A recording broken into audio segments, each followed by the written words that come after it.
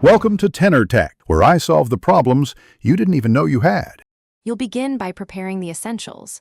Update iOS and confirm your Gmail credentials so the sign-in flows quickly. Now open Settings, tap Mail, then Accounts, tap Add Account and choose Google. You do this because Apple's Mail app uses a secure auth flow to sync mail, contacts, and calendars. Once done, the device will hand the login to Google, so make sure to have any two-step verification device nearby if required. You'll sign in with your Gmail credentials and follow the Google consent screens. This is how Mail gains permission to fetch messages. After granting access, toggle Mail on and choose whether contacts, calendars, and notes should sync. This controls what appears across apps. Once connected, open Settings Mail accounts to adjust Fetch New Data.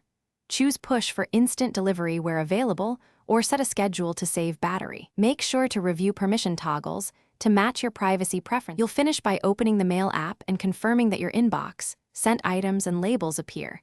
This verifies sync is working. If you don't see messages, try toggling Mail off then on in Accounts, re-enter the password, or remove and re-add the Gmail account. That often resolves token or permission hiccups. Once done, make sure Wi-Fi or cellular is enabled and check Google security alerts for blocked sign-ins. If problems persist, restart the Thanks for watching. Subscribe to keep your life in tune.